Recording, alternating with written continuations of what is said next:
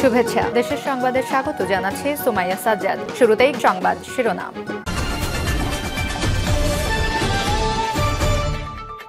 একদিনের জন্য হলেও শেখ হাসিনাকে আয়নাঘরে যেতে হবে বলছেন জয়নুল আবেদিন ফারুক। এরপর জানিয়ে দেব, জীবনের বিনিময়ে হলেও অভ্যন্তরীণ স্পিরিট রক্ষা করব বলছেন সার্জিস আলম। আরো জানিয়ে দেব, পুলিশের অপরাধ পরিসংখ্যান, শেখ হাসিনার শেষ 5 বছরে 16,000-এর বেশি হত্যাকাণ্ড। এদিকে ক্ষমতায় যেতে চাইলে কোরআন সুন্নাহর আদর্শ মানতে হবে বলছেন মোহাম্মদ সেলিমউদ্দিন। এবং সর্বশেষ জানিয়ে দেব, 300 ফিটে বুয়েট ছাত্র নিহত, সুষ্ঠু বিচার সহ 6 দাবি শিক্ষার্থীদের। শিরোনাম শুনলেন, এখন বিস্তারিত। তবে তার আগে ভিডিওটিতে একটি লাইক, কমেন্ট, শেয়ার করে সবাইকে দেখার সুযোগ করে দিতে বিশেষ অনুরোধ রইল।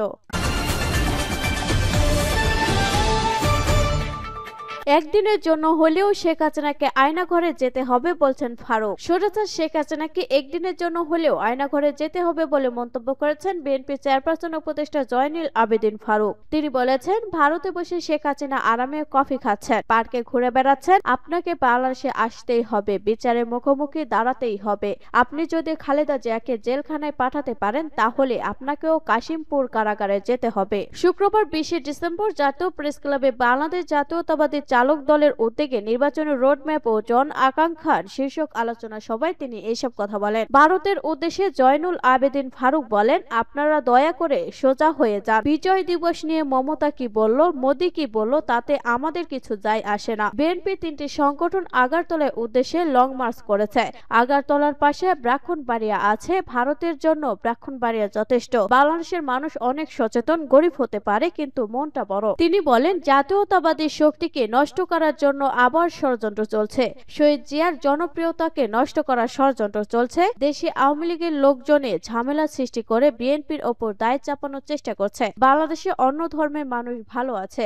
16 ডিসেম্বর অনুষ্ঠানে ওসমানী কেন এলেন না এমন প্রশ্ন রেখে বিএনপির সাবেক এই চিফ হুইপ বলেন, তাকে কি আসলে আসতে দেয়া হয়নি? হেলিকপ্টার আসলে কি খারাপ ছিল, নাকি পাকিস্তান আত্মসমর্পণ করার পর আধুনিক সব অস্ত্র ভারতে নিয়ে যাওয়ার পরিকল্পনা ছিল? আপনারা সহযোগিতা করেছেন, তাই আমরা কৃতজ্ঞ, কিন্তু পাকিস্তানের 500 টাকার নোটগুলো আপনারা নিয়ে গেছেন। তখন ইন্ডিয়ার 1 টাকা, পাকিস্তানে 1 টাকা কত ছিল? অন্তর্বর্তী সরকারের প্রতি আহ্বান জানিয়ে তিনি বলেন, ওদের কথা চিন্তা করার দরকার নেই, বাংলাদেশের মানুষের কথা চিন্তা করুন। সামনে রোজা আসছে, আওয়ামী লীগের কোনো লোকজন যাতে সিন্ডিকেট না করতে পারে সে বিষয়ে দৃষ্টি রাখুন।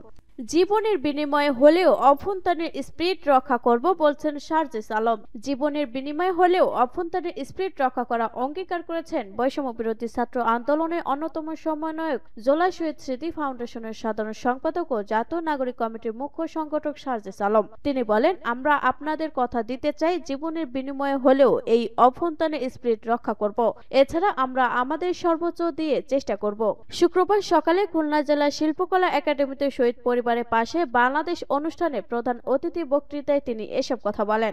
আন্দোলন শুরু নিয়ে সার্জিস আলম বলেন, অভ্যন্তরে আমাদের যে লড়াই, এটা 5 জুন সন্ধ্যা থেকে শুরু হয়েছিল।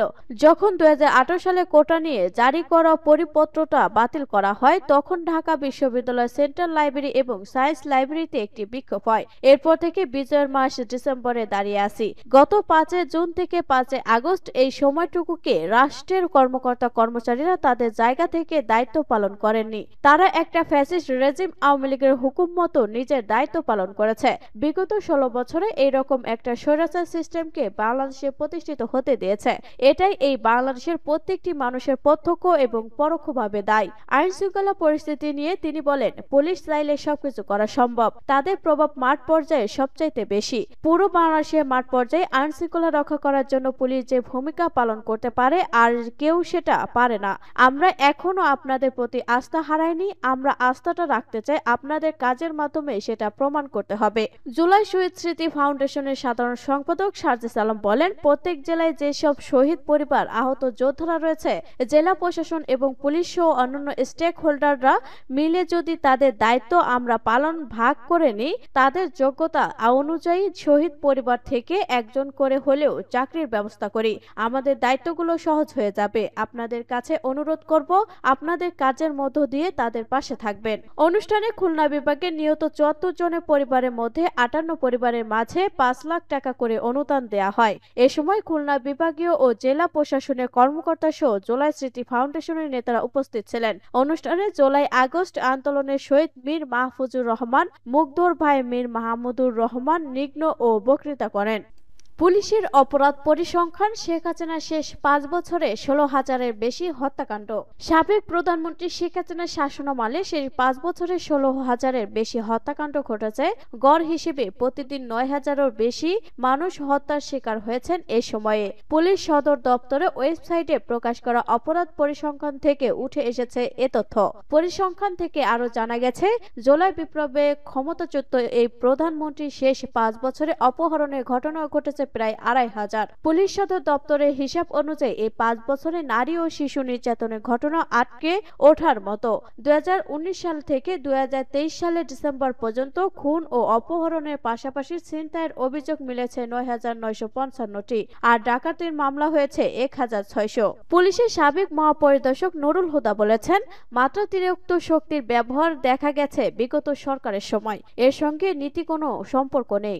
গদি টিকিয়ে রাখতে আইনশৃঙ্খলা বাহিনীকে খেয়াল খুশি মতো ব্যবহার করেছে হাসিনা সরকার, তাতে অপরাধ বেড়েছে হু হু করে। মানবাধিকার কর্মী নূর খানের ধারণা, মামলার নথি ঘেটে যে পরিসংখ্যান মিলেছে বাস্তব অবস্থা ছিল তার চেয়েও ভয়াবহ। তার ভাষ্য, গত ৫ বছরে যে পরিসংখ্যানটি পুলিশ দেখাচ্ছে, সেখান থেকে সব ধরনের অপরাধে মানুষ মারা গেছে।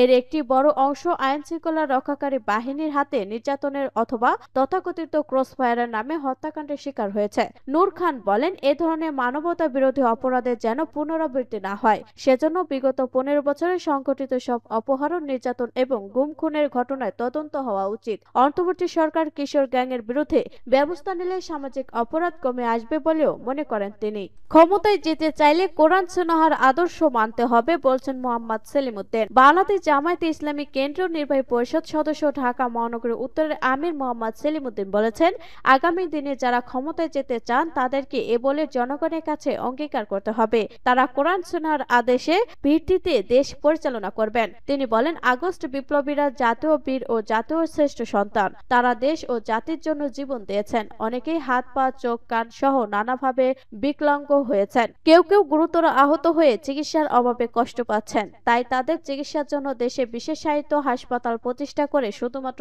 আগস্ট বিপ্লবী আহতদের চিকিৎসার ব্যবস্থা করতে হবে। এক্ষেত্রে অর্থের প্রয়োজন হলে এবং চাইলে জনগণ অর্থ দিয়ে সরকারকে সাহায্য করবে। শুক্রবার সকালে রাজধানীর তেজগাঁও খেলাঘর মাঠে আয়োজিত কর্মী সম্মেলনে প্রধান অতিথি বক্তব্যে তিনি এসব কথা বলেন। সেলিমউদ্দিন বলেন, দীর্ঘ আন্দোলন সংগ্রাম এবং ছাত্র জনতার যুগপৎ বিপ্লবের মধ্য দিয়ে আমরা ফ্যাসিবাদ ও স্বৈরাচার মুক্ত হলেও আমাদের দায়িত্ব ও কর্তব্য এখনো শেষ হয়নি, বরং আমাদের যাত্রা মাত্র শুরু হয়েছে।